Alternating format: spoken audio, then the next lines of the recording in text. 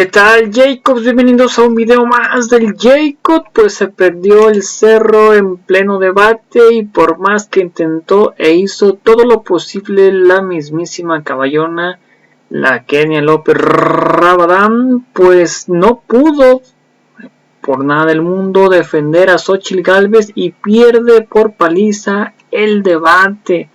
Increíble pero cierto, ya que fue en la propia corazón del conservadurismo, del panismo, que es el grupo del diario Reforma, donde ves que nuestro presidente pues prácticamente le tira con tuba y acordeón al Reforma.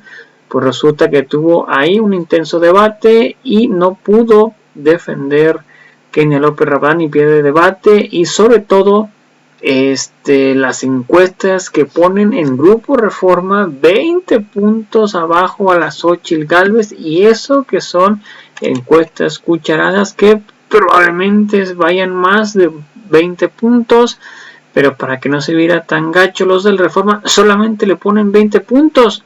Increíble pero cierto. Así que pues bueno, sin más preámbulo, pues veamos de qué se trata, cómo estuvo y ahorita comentamos por qué no. Y es que todo comenzó prácticamente así, de esta manera, enlazando los números de cómo van las encuestas. Después viene el intenso debate. Vemos que Claudia Sheinbaum aparece con un 46% de las preferencias, seguida muy atrás por Xóchitl Gálvez con un 25%, y bueno, Samuel García tenía un 14%. Con respecto a la medición de agosto pasado, vemos un crecimiento de Sheinbaum de 17 a 21 puntos, y Samuel García había crecido 2 puntos porcentuales.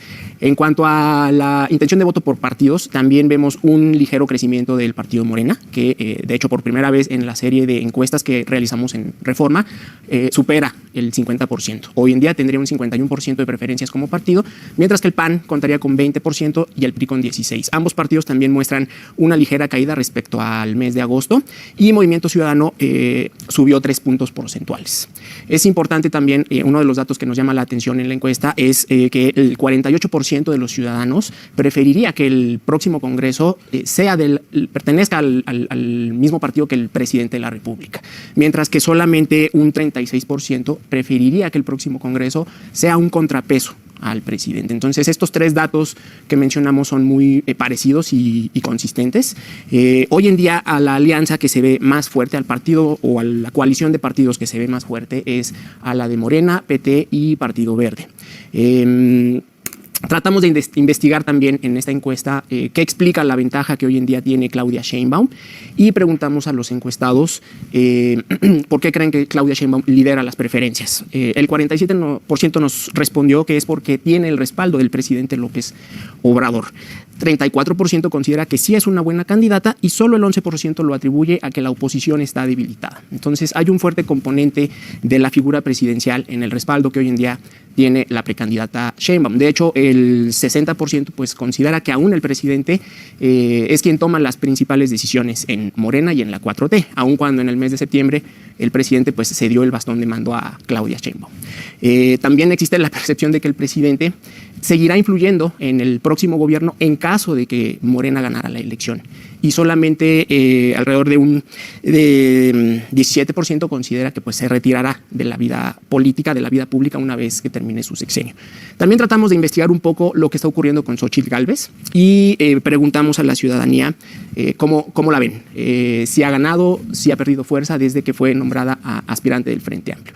Aquí vemos claramente pues una división de opiniones, aunque el 53% considera que Xóchitl Gálvez se ha estancado o incluso ha perdido fuerza desde el mes de septiembre. Solo una cuarta parte considera que Xóchitl ha ganado presencia y mayor respaldo a partir de que fue nombrada aspirante del Frente. ¿Qué puede explicar el que se le perciba con esta pérdida de fuerza? Bueno, pues que la asocian principalmente con el PAN y con el PRI. Preguntamos a los ciudadanos con quién asocian a Xóchitl Gálvez, dado que también se ha tratado de construir en torno a ella una candidatura que refleje el sentir ciudadano. Y hoy en día, bueno, pues el 34% la asocia con el PAN, el 26% con el PRI, y solo un 11% considera que Xóchitl Gálvez pues es una candidata ciudadana. Entonces, estos dos partidos, PAN y PRI, pues vienen arrastrando una imagen predominantemente negativa, y bueno, pues quizá eso también explica por qué perciben que Xóchitl Gálvez Gálvez ha perdido cierto impulso, ¿sí? A grosso modo, estos son los principales resultados que encontramos en la encuesta. Repito, se levantó antes de la declinación de Samuel García y bueno, pues evidentemente la tarea de futuras encuestas será ver cómo se reacomodan las preferencias en torno a las dos principales candidatas, en espera de ver cuál será también pues la jugada que hará Movimiento Ciudadano en torno a quién nombrarán como aspirante. Pues muy bien, Rodrigo, si te parece, volvemos en unos minutos más contigo. Vamos a escuchar cómo interpretan las representantes de las precandidatas estos resultados y comenzamos con Kenia López. ¿Se estanca Xóchitl Gálvez? ¿Cómo lo interpretan ustedes? Bueno, primero que nada decirte, querido Francisco, que no hay... esto no ha empezado. En términos futbolísticos, a propósito de tu primera plana de Pumas Chivas, esto no ha empezado, estamos en la pretemporada. Entonces es una precampaña, después hay una intercampaña y después habrá una campaña. Para eso faltan muchísimos meses. Nosotros tenemos claro en dónde hay que reforzar, cómo hay que construir un discurso ciudadano que, por supuesto, acompaña a los partidos políticos, pero que refleje el sentir de los y las mexicanas. Ahora, si esto no ha empezado, lo que tenemos que hacer es tratar, digamos, en una lógica discursiva, por supuesto, lo ha dicho muy bien, de entender que no estamos peleando contra Sheinbaum, no estamos compitiendo contra Sheinbaum, estamos compitiendo contra el aparato del Estado. O sea, es el gobierno, es el presidente, es el dinero, son los recursos, es una cantidad brutal de recursos que, bueno, pues si hoy tenemos una refinería que no refina, un aeropuerto que no tiene vuelos, pues claramente la pregunta es a dónde se fue todo ese dinero, una refinería que dijeron que iba a costar 1 y cuesta 3, ¿no? Pues claro que estamos compitiendo o estamos teniendo este careo, no con la señora Sheinbaum, sino con todo el aparato del gobierno. Y ante eso, pues a mí me parece, digamos, extraordinario saber que estamos en la contienda y que tenemos una ruta clara y perfecta para ganar, porque evidentemente, y lo dice la propia encuesta, pues este tema no es, ni el bastón de mando, ni las decisiones, incluso, ni siquiera la posibilidad de que la señora Sheinbaum en algún momento de su vida decida, sino todo está basado hoy en quién ejerce 9 billones de pesos del presupuesto. Renata, ¿crece Claudia Sheinbaum? ¿Lo hace a costa de López Obrador o, como dice Kenia, lo hace con el aparato del Estado? Creo que ninguna de las dos lo hace ella en su precampaña. Yo diciendo, bueno, por supuesto, faltan 6 meses, faltan más o menos poco menos de 26 semanas para la elección.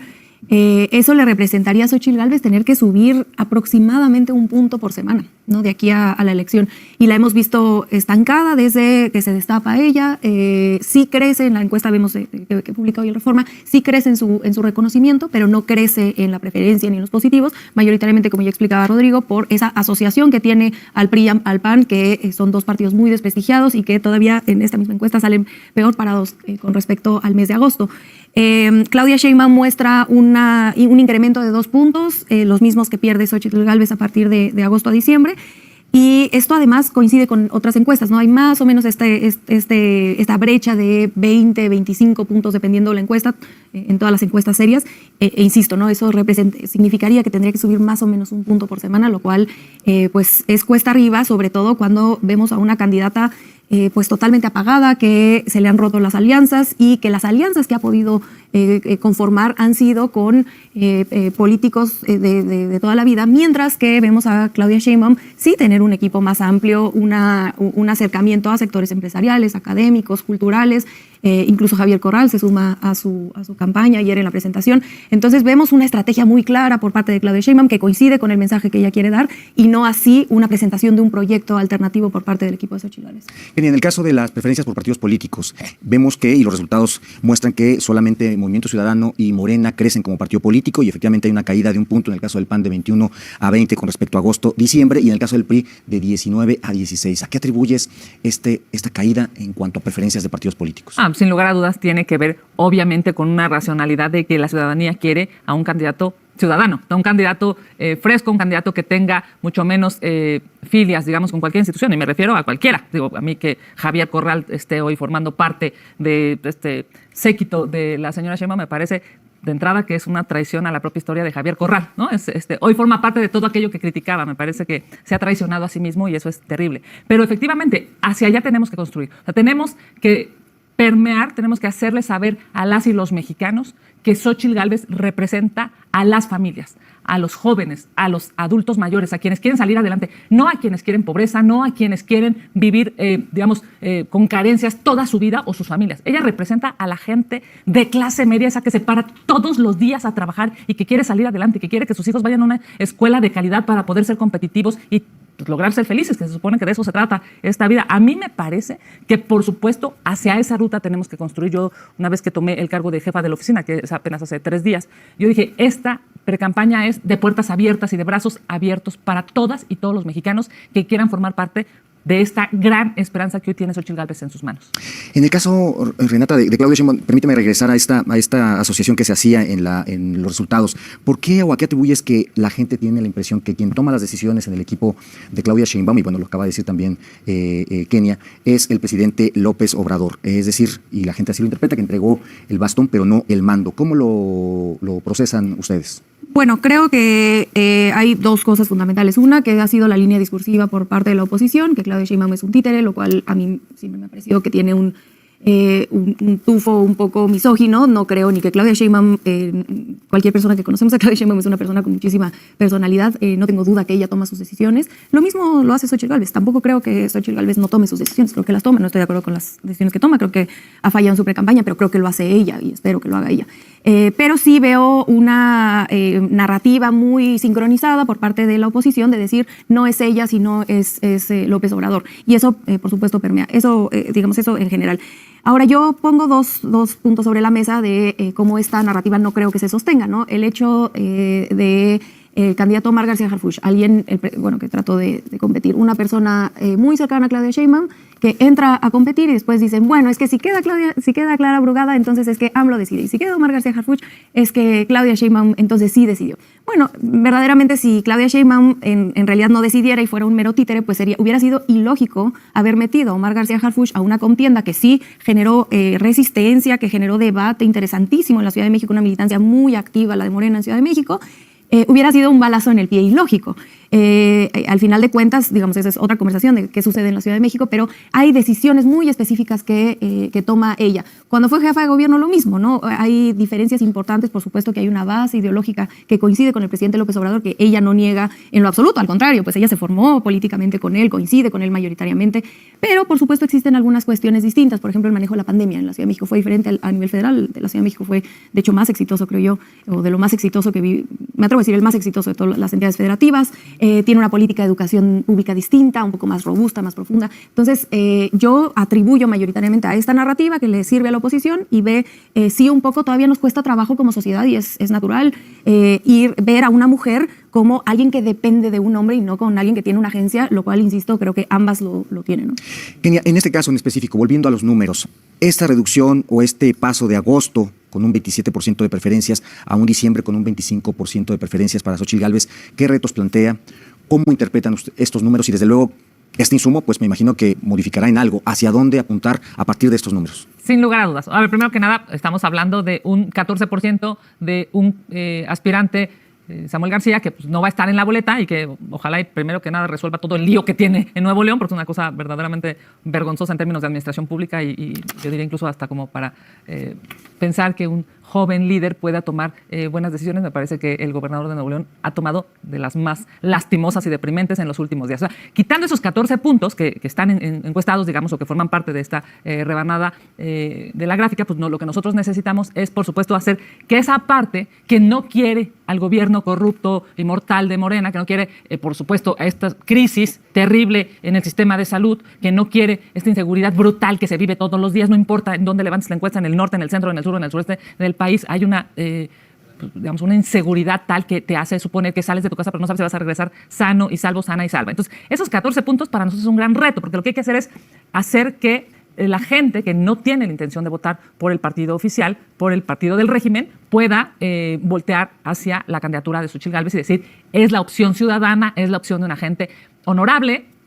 Yo personalmente nunca he dicho que la señora Sheinbaum es un títere, pero aquí ocupando la palabra de Renata, digamos que no se necesitan una candidata del régimen que obedezca, ¿no?, sistemáticamente o se quiera pegar. Yo incluso diría, no es no solamente es la subordinación, es que ella simple y sencillamente, la señora Sheinbaum no hace nada porque está suponiendo que la popularidad del presidente le va a ser suficiente para ganar. Nosotros creemos que eso no va a ser suficiente, porque vamos a tener 6 meses para poder contrastar ideas, porque vamos a tener debates, porque vamos a tener una propuesta clara, definida y pública. Sí sabemos que vamos contra todo el dinero del gobierno, sí sabemos que vamos contra toda la operación de los gobernadores, que por cierto hoy no tienen presupuesto y que se lo están cediendo al gobierno federal, que incluso están teniendo muy malas administraciones en las entidades federativas porque no tienen recursos. Uno de los mejores ejemplos pues, es la Ciudad de México. Se cayó la línea 12 y Claudia Sheinbaum es la responsable de la tragedia de la línea 12 porque, entre otras cosas, no hubo mantenimiento. ¿Por qué no hubo mantenimiento? Porque no había dinero. ¿Y por qué no había dinero? Pues porque se estaba tirando en una refinería que no sirve, ¿no? En fin, en estricto sentido necesitamos que esos 14 puntos de Samuel García, que hoy evidentemente no están en la boleta,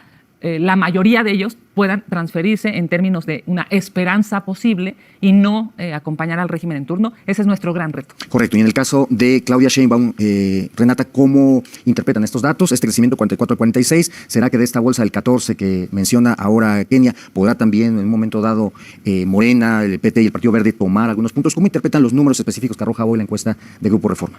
Nada más si puedo responder un segundo y ahorita contesto tu pregunta. Esos 14 puntos, quizás está relacionada, pero esos 14 puntos, en primer lugar, entender que Movimiento Ciudadano tiene una estrategia de ser la segunda fuerza. Entonces, en realidad si es que ustedes lo ayudan. No, pues si es estrategia el presidente. Bueno, como lo quieran ver, pero Movimiento Ciudadano tiene su... No lo estoy defendiendo. Estoy diciendo simplemente que Movimiento Ciudadano tiene una estrategia clara y definida desde hace mucho tiempo, que es ser la segunda fuerza. Su principal competidor hoy es el Frente, no es ni siquiera Morena, porque Morena está muchísimo más arriba. Y que esos 14 puntos no es que se vayan a redistribuir en su totalidad. Habrá que ver qué ficha ponen y qué tanto esa nueva ficha que pongan, mujer u hombre que compita, se puede quedar con esos 14 puntos que tenía Samuel García. Eso en primer lugar, ¿no? En segundo lugar, en otras encuestas hemos visto que la segunda opción de la gente que está por MC no es el Frente, siempre, sino una parte importante del electorado de MC, su segunda opción sería Morena. Entonces, en todo caso, si se redistribuyeran, quizás se iría mucho más hacia Morena que hacia el Frente. Y nada más, un par de aclaraciones. Lo del mantenimiento del metro de la línea 2 es falso. El mantenimiento no es cierto que haya bajado y que además el presupuesto del metro, pues evidentemente no se puede ir a la refinería porque son dos partidas distintas. Una es local y otra es federal. El presupuesto de la refinería, que es otro debate completo que podríamos tener, pero ese es un presupuesto federal y el mantenimiento de la Ciudad de México es local. Y ahora sí, un poco creo que la respuesta o lo que hace o que explica estos dos puntos que sube Claudia Sheinbaum en estos meses es precisamente que tiene una estrategia de pre-campaña, ¿no? Que es sumar gente, abrir sectores que pudieron haberse separado, ¿cierto? No todo el sector completo, pero parte del sector académico, el sector cultural que se pudieron haber alejado, parte de la 4T. Ella busca ese acercamiento, siendo ella científica académica, pues tiene todo el sentido.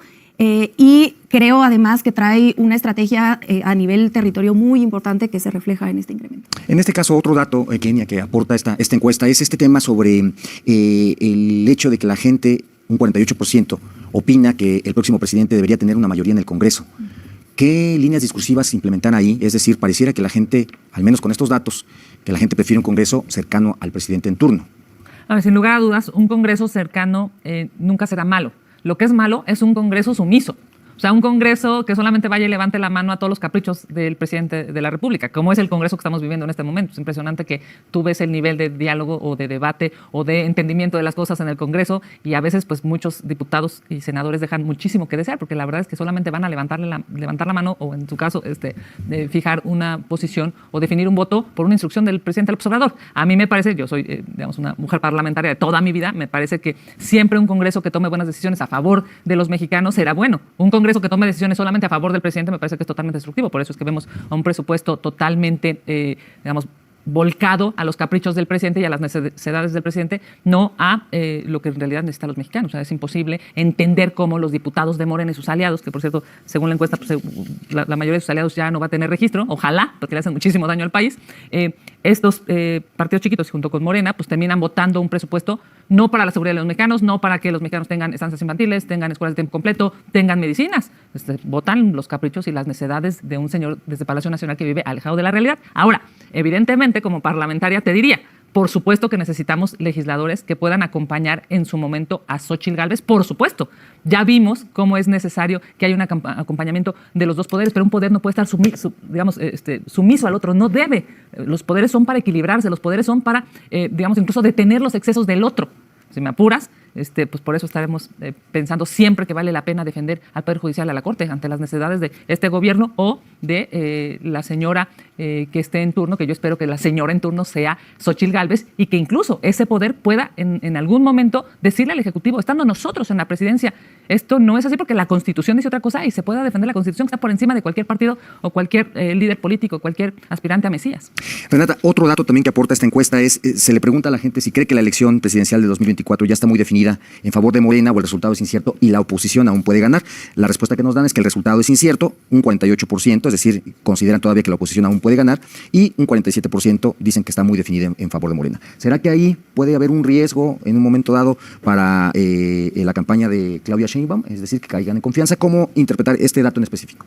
Excelente pregunta. Yo creo que es muy positivo ese número que vemos. En democracia queremos que haya incertidumbres, ¿no? Si no, de pronto tener una democracia donde todos sabemos qué va a pasar, pues no estoy muy segura si lo fuera. Entonces este dato creo que es interesante y positivo para la democracia. Yo creo que la estrategia de Claudia Sheinbaum y del movimiento de la Cuarta Transformación, no, precisamente para no caer en confianzas, que no creo que sea el caso, vemos, insisto, a Claudia Sheinbaum sin parar, una campaña muchísimo más robusta que la de Xóchitl Gálvez, a pesar de llevar 20 y tantos puntos de diferencia. Entonces, en lo absoluto veo ni a ella ni a nadie en la campaña confiados, ni de la presidencia, ni mucho menos. Pero además de todo, recordar que Morena propone, además de ganar la presidencia, precisamente lo que le llama el plan C, que sería apelar a 2/3 partes del Congreso para poder hacer esas reformas constitucionales que este sexenio se detuvieron porque el Frente dijo que ni siquiera iba a tomarse la molestia de leer las propuestas que se envían desde el Ejecutivo, lo cual pues me parece que faltan a su labor, ¿no? Pueden estar en desacuerdo y votar en contra, pero esa declaración me pareció siempre muy desafortunada, decir ni siquiera lo vamos a leer porque es parte de su trabajo, ¿no? Y eso me parece un error con el electorado. Entonces me parece que la campaña de Claudia Sheinbaum, además de girar alrededor de ganar el Ejecutivo, pues tendrá por supuesto este enorme reto de llegar después del 2 de junio con más de 2/3 partes, ¿no?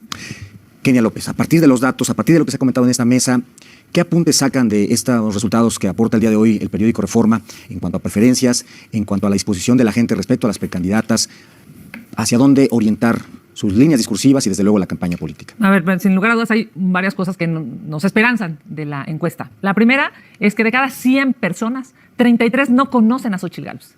Y eso es extraordinario, porque lo que hay que hacer es que todo México la conozca y además la ame, sepa de su trabajo, su lucha, esta, digamos, extraordinaria de venir de una comunidad en Hidalgo, salir adelante, venirse a la Ciudad de México, vivir sola contra toda la Ciudad de México, llamémosle así, la inseguridad y cualquier cosa, y ella lo ha contado en su historia. Es una historia de éxito, es una historia ganadora, es una historia de superación, es una historia esa que todos queremos para nosotros, para nuestra familia, si tienes hermanos, para tus hermanos, si tienes hijos, para tus hijos. Esa historia en la que todos van a salir adelante si el país tiene las condiciones necesarias.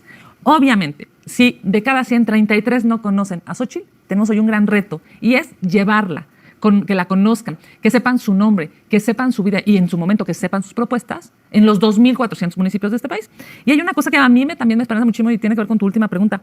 La mitad de la gente, o sea, el 48%, más de los que creen que ya está definida, el 48% cree que no está definido esto, porque este partido no ha empezado, porque este partido no, el árbitro no ha silbado el primer minuto, porque claramente vamos a tener meses suficientes para hacer que la gente conozca la realidad de nuestra candidata y sepa también que hay esperanza de futuro, porque suponer que lo que está viviendo este país se pueda volver a repetir en 6 años o se pueda acrecentar y ponerse más conflictuante, me parece brutalmente peligroso.